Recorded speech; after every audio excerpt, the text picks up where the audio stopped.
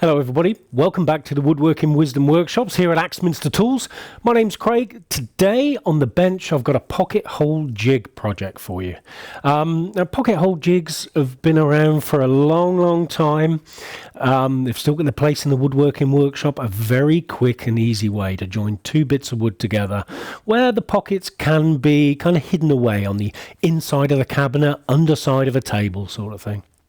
Today I'm going to be putting together a small table that I've made, or partially made. So if we can come overhead camera just a moment, Ben.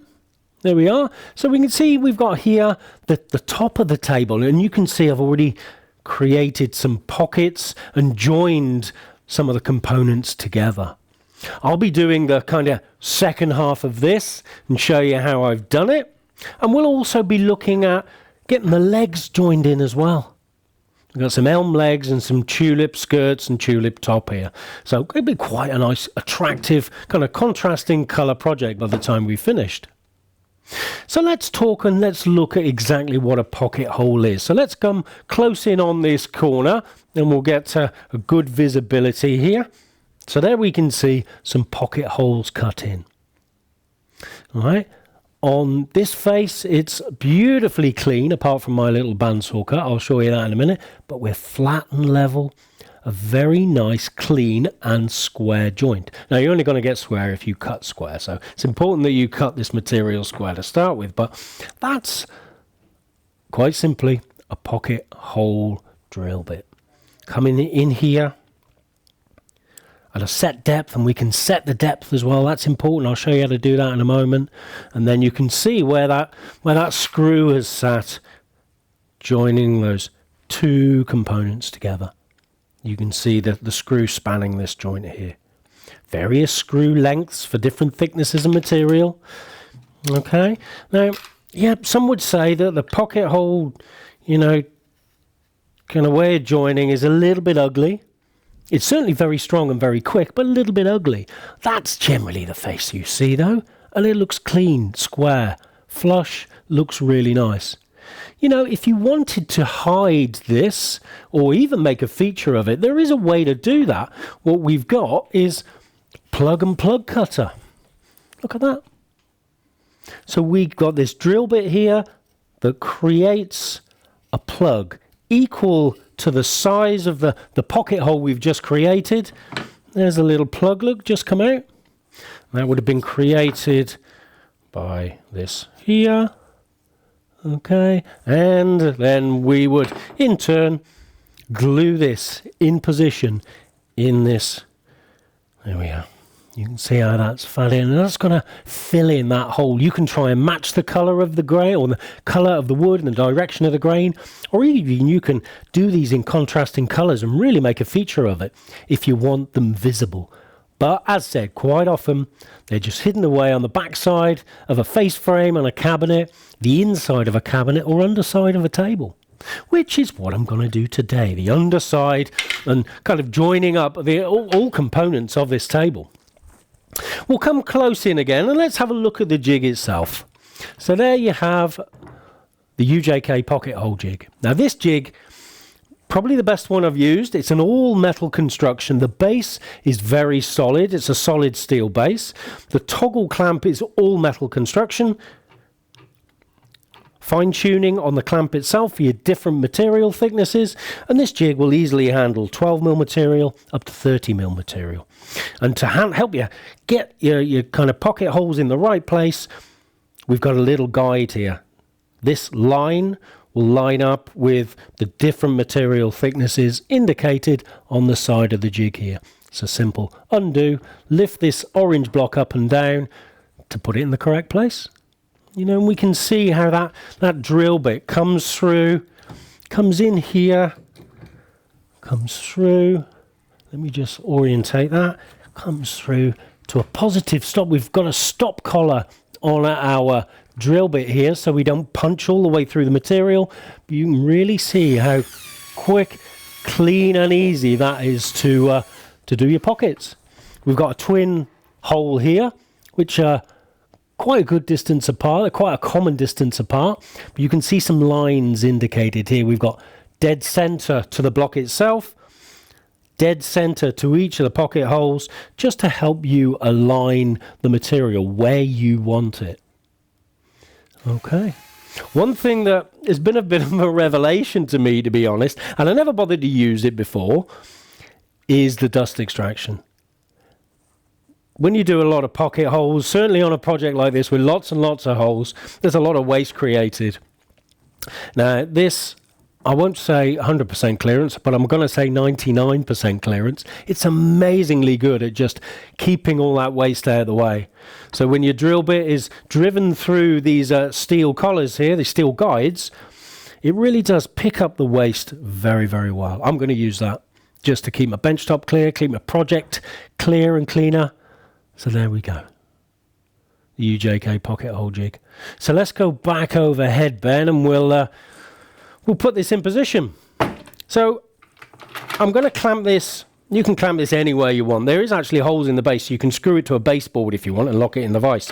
I like to use these track and clamps. There we go. And that is locked in, ready to go. I'm going to bring in my extractor. It's a common Hoover pipe size, this one. Got my Fez tool extractor connected. And, you know, I've done my set. I've set my depth on my drill bit. What I've got to do is drill some pockets. Now I've marked the side that I want the pockets. I'll put a little cross on most of these. Let's have a little cross there. I want pockets there, pockets there, pockets there, pockets there. Just to match what I've got here. This is going to be the first one I shall do. And my little cross is going to go against the face of my the pocket hole jig. All right. I'm going to centralize by eye. You know, I'm just going to move left and right and centralize by eye and just bring that in, lock it in position. Now, if I feel that the clamp isn't locking off enough, I can just tweak this area here just to get it locked off a little bit more positively. But that locks in very, very well. All right, flick the extraction on. Get drilling. So I'm plunging in, pull out, plunge back in, plunging in, pull back out, plunge back in, up to my stop collar. Now straight away, I'm there. So quick and easy.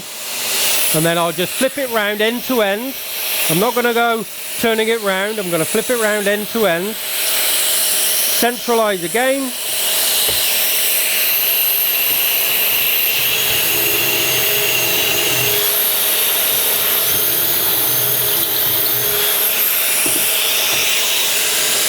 One.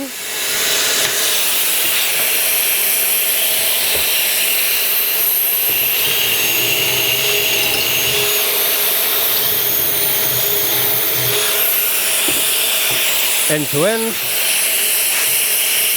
Now what I'm impressed with is the serious lack of waste and how quick this always is for me.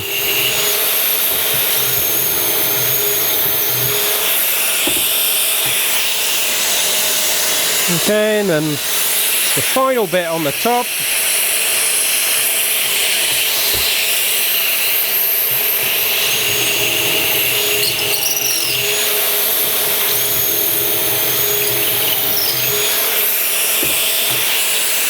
Just flip it around. You want to make sure that it's sat down flat there as well in central.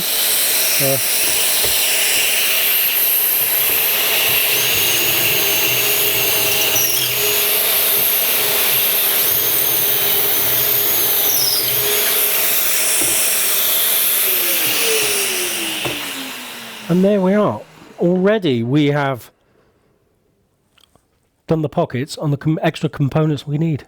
That's super quick. What we've got to do now is just screw it all together. Now the screws I'm going to be using are the 25mm screws. They suit this thickness of material. They're the coarse ones, which are generally for more softer material as well, and most man-made boards. So I always, the ones I'm going to use, I take out of the multi-pack and keep them to one side, so I'm not dipping in for the wrong screw and potentially putting a longer screw in through the face of the material that I want. So I'm just going to remove that just out of the way for a moment, and I'm going to fix in these components. Let's move a couple of bits and pieces. What I've got I don't need to clamp this. What I'm doing is just working against a positive squaring frame. You can see this squaring frame here is locked in and held in position by my dogs on my bench. So I've got something positive and square to push back to.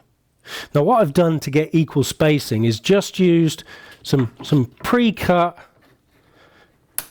oops, I snapped that one, some pre-cut spacers. It's just the offcuts, a bit of tulip that I was using. Here we go. And to get that one in the same position, I'm just going to space that. And each one is just locked in. I've got something positive and square to fix back to. I can just drop my screws in there. But I'm not going to rely on screws alone. I'm going to put a bit of glue on there. First off, I'm just going to put my screws in. Make sure they're snapped into the hole, so they're kind of aligned already. I'll do both ends.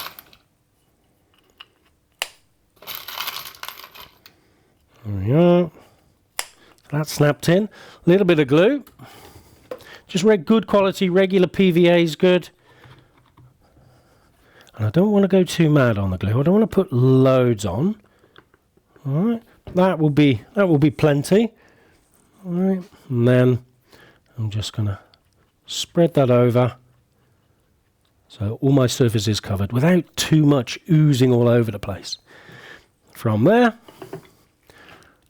I'm going in there. So I'm up against there, all square, level and positive, making sure that we're flat here as well. It's good to work on a flat bench this way. And this is another good reason to keep your bench clear by using extraction, because if you end up with any wood chips under here, it could potentially throw off your material and you'll affect the accuracy of the project itself. And then we just got to drive those screws home. So no clamping needed. I'm going to use the torque settings on my my drill. That's important because we don't want to overdrive and power this through the other side, because you know a lot of these cordless tools have got an incredible amount of power these days. So it's just a case of okay, that's that one locked in already, and then on to the next. So spacers in,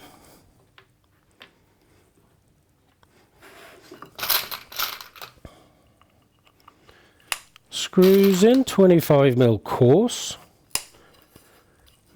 On each packet you buy of these, there's a really nice guide to what screws to use for what project, what thickness of material, should I say. A little bit of glue, not too much. I'm not one of those people that always put so much glue on it's oozing everywhere. As long as my full surface is covered cleanly and thoroughly, I'm happy. So in against, up against, make sure everything's flat, drive it on through. Let's turn that torque setting down a little bit. Okay. There we go. Got one more to put in. So yeah, another set of spacers. Just in there like that. Bit more glue. Oops, should have put the screws in first. I mean, it doesn't really matter which way around you do it. It's just my preferred method, really. All right, spread that about.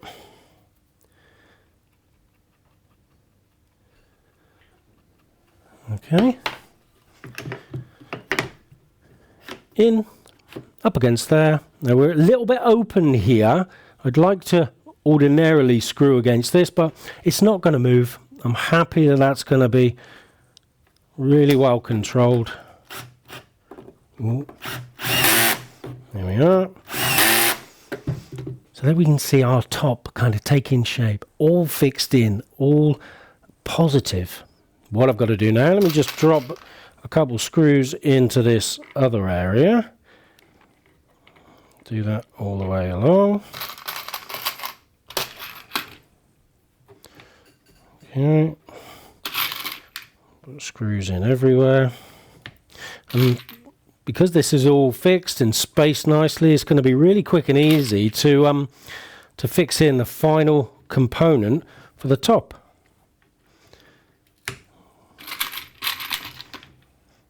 There we go. And what I'll do for that,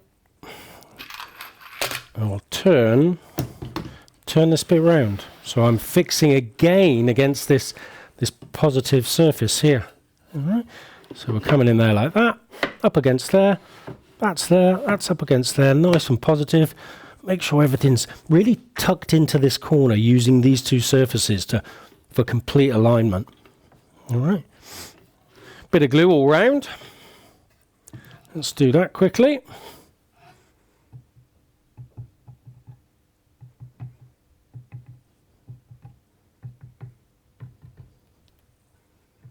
A little bit more, but too stingy that, Craig. All right. There we are. As long as everywhere's covered, that's enough. Some of these projects are very difficult to clean up on some of these inside faces. So minimal glue, or just the right amount of glue, prevents too much squeeze out. I know squeeze out on some projects you want, certainly when joining long tabletops together. All right, there we are. In there, up against there, make sure it's sat flat down. These spacers, even though they're kind of randomly positioned, are going to give me exactly the kind of spacing that I want to keep everything straight and flush through. All right, so I will start this end and work my way along.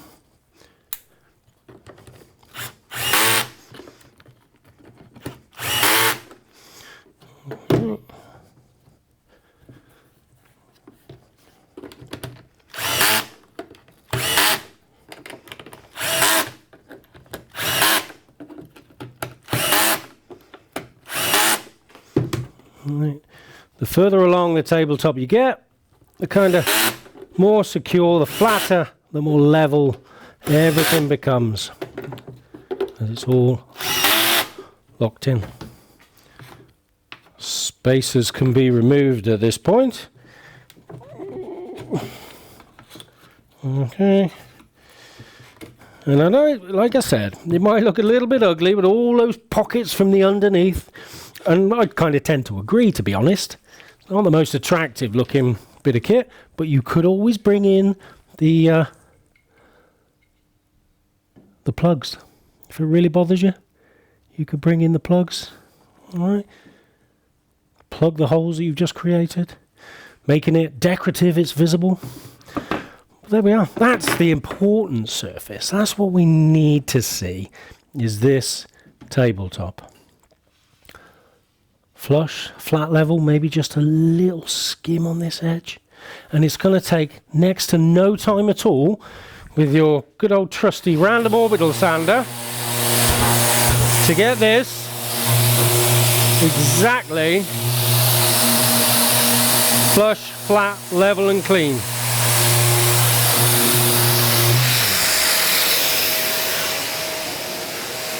And really what we've got there is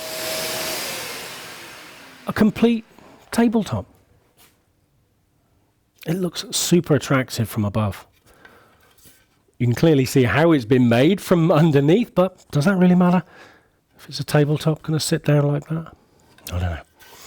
Really quick and easy way to joint this material together. Super strong as well. No need for any more fixings. This is enough. Good glue, those two pockets, it's perfect.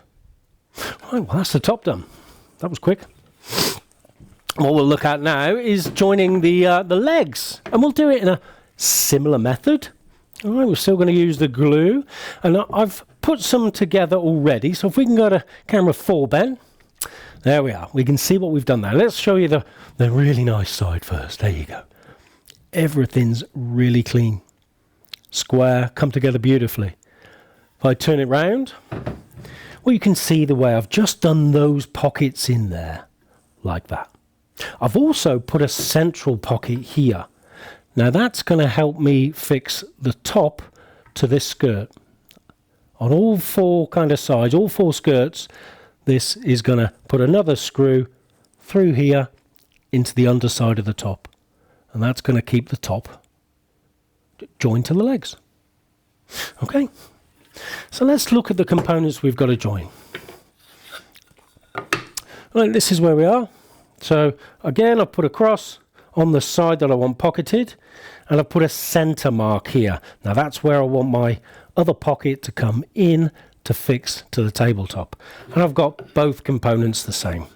So they're all kind of marked up lightly, loosely. Right. Back over to my jig. Now I'm working on the same material thickness. This skirt is slightly deeper. All right, it's a little bit wider. I think this is about 70 mil, where the other components I was joining for the tabletop earlier, they were about 50 mil. But I'm still going to centralize by eye.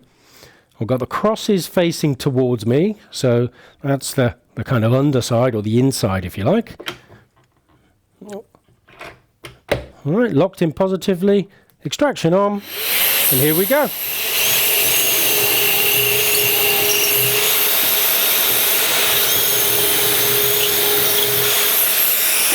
Okay, remember, flip over end to end, centralise by eye.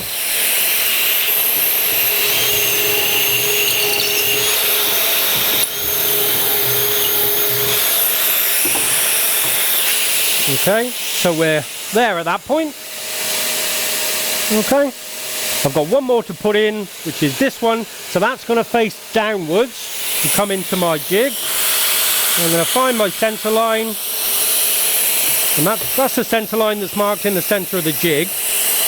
But I want to find one of the pocket hole lines. Here we are.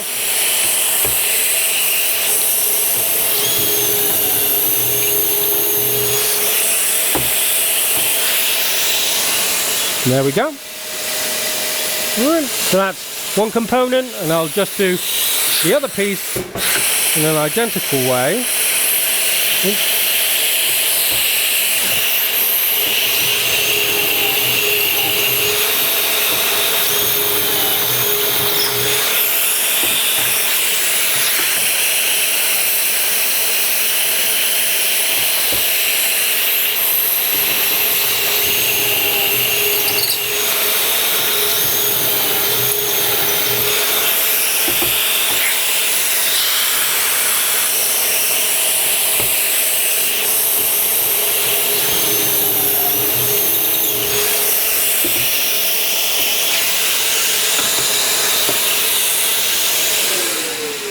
And there we are. You can see we're ready, already got, 10 pockets cut as quick as that to finish the joining of our legs. So let's bring the leg over into position. And again, I'm going to use this square-in frame. Okay, so that's going to be my first kind of joint just there. All right, we can see that. But what I need to do, I need to find a way to get my skirt kind of central to my leg. And again, I'm going to use a packer. So this piece is going to go in there like that. And that's going to give me a kind of packing surface to put this on, which I've kind of figured out will bring my skirt up to the center point there. I'm going to use my squaring frame again, but because I've got a packer here, I've kind of lost this clamping surface here on my squaring frame. So what I can do is add in another portion of a squaring frame. All right, let's bring that. Let's get another dog from there. So I'm just going to put one squaring frame on top of another, in effect, just to give me the extra height that I need to be able to put that in there as a packer, and that comes in there, and I've still got something positive to fix to all round. So let's do that. Now, because I'm going into thicker material here, and I've got a fair bit of strength getting the skirts to the legs, I can use slightly longer screws. So my 25s go back and my 30 mils come out. It just gives me a little bit more kind of screw depth into my leg. I'll snap those in exactly the same way, and it's important at this stage you make sure that these go in the right way up. You know you've made your marker there, that's the bit that's going to fix to the tabletop. So it's not much good putting it around like that, because that will come in that way and that's fixing to nothing. So ensure that your markers you understand where they are and what they're for. Whoop, bit of glue. Again, not overdoing it, just the right amount.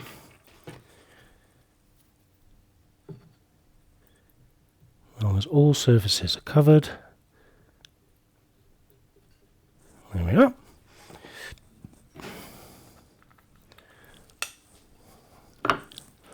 That comes in there and then positively against my leg. All right. And what I can do is just fix that in exactly the same way. I know it's not going to move because I'm up against the squaring frame. I've got my packer underneath, so it's not going to drift. I don't feel the need to clamp.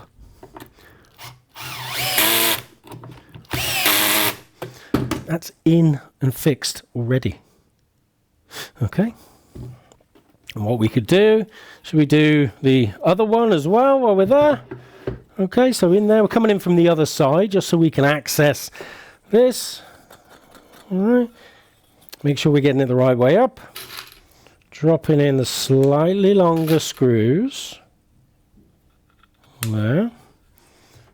Bit of glue. A little bit of a burr there. Oh, yeah, get rid of that.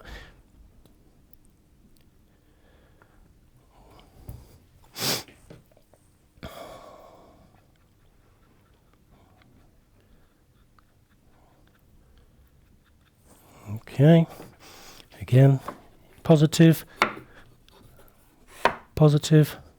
nice and square. Okay, and we'll drop that in like, okay.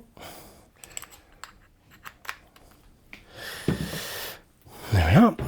So that's where we're at. Well, I hasn't quite screwed that home. So maybe the torque setting was a little bit loose on that one. I've got slightly longer screws, so let's just back that off a smidge. That's better. All right, so that's secured that home now. Now let's work on the other components. So we'll drop some screws in.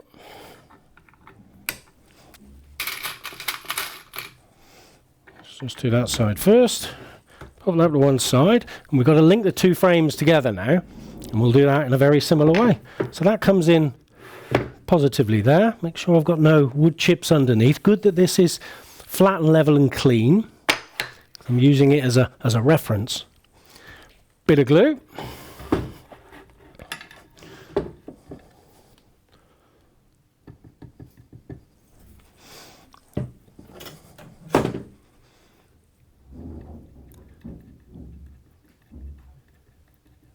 Okay.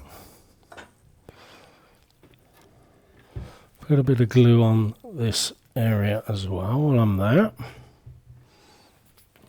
Just spread that.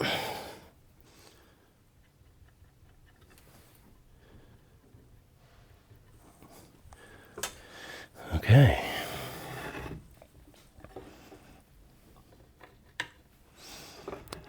So there we are. So we're there. Up against our positive stop.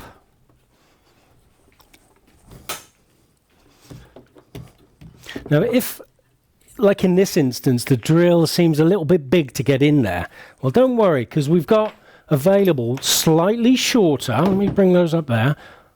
If you're working on these kind of inside things, your drill might be a bit big. You can get slightly shorter screwdriver bits to help you get into those tighter spots. So I'm just going to switch that one out. There we go, and we're in there perfectly now. So we need to be ensuring that we're all in and square. Okay. And then, whoops, that bit's not glued yet. Now let's flip that round. Move our packer. Now be careful at this stage because it's still not all fixed together. There we go. Our packer goes in. Another couple screws. One, two, and it kind of finds its own location. Certainly when you get to this almost end stage. Locked in positively, and what we've got is our set of legs. All right, look at that. So that's a set of legs. what remains to be done now is just to link these two pieces together so we can ensure that our tabletop goes on to our leg set. That's a relatively easy thing to do as well. So let's just move that out of the way. Bring that back over there, and we're just going to flip it upside down. Okay. Flip that upside down. You can see in here, that's the screw hole we're going to use to fix the leg set and the skirts to the tabletop. Now you can obviously ensure that you are central all round, so we'll get a rule and just make sure that we're 15, 16, 15. Okay, so I know that just needs to nudge that way a little bit, and we can of course square everything up using the square, bringing in the square here to ensure that everything looks square all the way through. That looks pretty good to me. And again, we'll just drive in those screws. It's important that you use the right screws now, because you don't want to blast your screw through your tabletop and it's kind of start again. You can glue this, of course. Just for speed during this video, I'm not going to glue it. Just a few spots of glue, maybe just on the tops of the corners of the legs might be nice. All right. Let's snap that home straight away. Oh, let's just nudge that, isn't it? All right. Let's nudge that way just a little bit. There we go. Okay, that's better. Perfect.